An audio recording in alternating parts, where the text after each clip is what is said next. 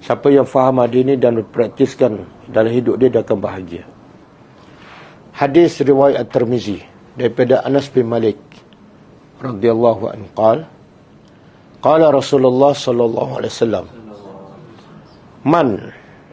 man barang siapa kanatil akhirah, siapa yang akhiratnya adalah akhirat, hammahu, cita-citanya, matlamatnya. Kalau dia matlamat dia akhirat je, dunia ni ala kadar, ada okey, tak ada pun okey, tapi solat jangan lewat. Kalau solat lewat tak okey, solat tak khusyuk tak okey. Maka apa kelebihan kalau dia cinta akhirat lebih pada dunia? Pertama, ja'alallahu ghinahu fi qalbihi, Allah menjadikan ghina ni kekayaannya fi qalbihi, dalam hatinya. Pertama, apa maksud? Allah jadikan kaya tu duk kat mana? Cukup. Dia tak perlu bantuan orang, dia tak perlu meminta pada orang. Dia ada Allah dah cukup. Apa yang Allah takdirkan cukup dalam hati dia. Dan antara punca manusia bahagia ialah ada satu sifat, iaitu qanaah. Qanaah apa dia? Cukup. Bukan tak cari ya. Bukan dia kerja sehari, lepas tu cuti 29. Kenapa? Cukup dah. Itu pemalas. Tak, maksud qanaah ni apa dia? Dia cari, tapi bila apa yang Allah takdirkan, dia okey. Lawan dia beda, dia cari. Apa yang Allah takdirkan tak puas. Tak cukup ni, mana cukup ni? Kena cari lagi. Akhirnya dia jadi hamba dunia. Satu. Allah jadi dia kaya dalam hati. Yang kedua, wa jama'a lahu syamlahu. Jamaah kumpul. Lahu untuknya, untuk orang yang ni, yang jadikan akhirat sebagai matlamat. Syamlahu, segala urusan dia yang jauh, yang susah, semua Allah settlekan. Masalah keluarga, dulu ada masalah keluarga, sekarang settle. Dulu ada masalah kewangan, Allah settlekan. Siapa ni? Orang kerja cita-cita akhirat. Matlamat di akhirat.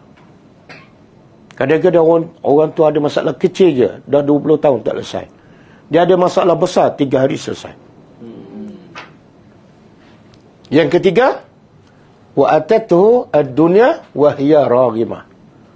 Kelebihan ketiga orang jadikan akhirat matlamat. Dunia datang padanya dalam keadaan dunia tu hina. Apa maksud? Dia matlamat akhirat, tapi dunia datang pada dia. Dan Nabi kata dunia datang dalam keadaan hina. Sebab apa? Sebab dia tak nak dunia. Dunia pula datang. Dunia menghinakan diri, datang pada dia. Boleh faham? Sebab dunia pun makhluk Allah juga. Ya.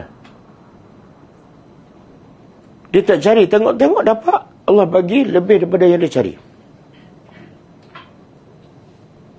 Okey, 3. Siapa jadikan akhirat sebagai matlamat? Pertama apa tadi? Hati dia sentiasa puas dengan apa yang Allah takdirkan. Yang kedua, Allah selesaikan, settlekan segala masalah kehidupannya. Yang ketiga, dunia datang. Dan sebaliknya, wa man kanatid dunya, dan siapa yang dunia adalah hammahu. Apa makna hammahu tadi? Matlamat. Maka kesannya 3 juga. Pertama, ja'alallahu faqrahu baina ainaihi. Allah menjadikan tadi ghina, Allah menjadikan kaya dalam hati. Sekarang Allah menjadikan faqrahu, kefakirannya, baina ainaihi, depan mata dia. Subhanallah. Apa maksud? Tak cukup. Tak cukup depan mata. Dah ada banyak, tak cukup. Dah ada 1 juta, tak cukup. Akhirnya dengan sifat tak pernah rasa cukup, akhirnya apa akan berlaku? Dia akan kejar lagi. Sebab orang tamak ni tak akan berhenti. Dan akhirnya dia tak akan bahagia. Mana mungkin orang yang sentiasa tamak akan bahagia? Mana mungkin? Allah jadikan fakir, sentiasa tak cukup. Satu. Yang kedua, wa farraqa alaihi syamlahu. Allah yang tadi jamaah, Allah tolong kumpul dan settlekan masalah. Ini Allah cerai beraikan masalah dia. Masalah isteri, masalah anak lari, masalah anak degil, masalah kewangan, masalah hutang. Farraqah. Lagi kaya, lagi banyak masalah. Dan walam ya'tihi, dan tidak datang pada orang ni yang matlamat di dunia, tidak datang dunia kepadanya illa ma qaddaralah, melainkan apa yang Allah takdirkan. Apa beza? Dia yang cinta dunia, dunia tak akan datang pada dia melainkan apa yang Allah takdir. Yang cinta akhirat tadi, apa dia? Apa beza dua tu? Adakah orang cinta akhirat ni, dunia datang bukan yang Allah takdir pada dia? Jadi apa beza?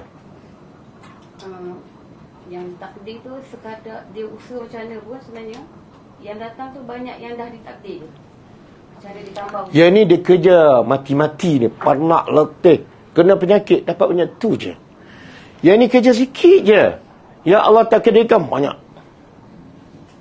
Boleh faham? Lepas tu kalau kita tengok secara para sahabat kan, kaya bukan main kaya, tapi dia kerja sikit je. Ada orang kerja pagi petang, siang malam, muda sampai ketua, tak kaya-kaya macam tu je. Itu satu maksud dia.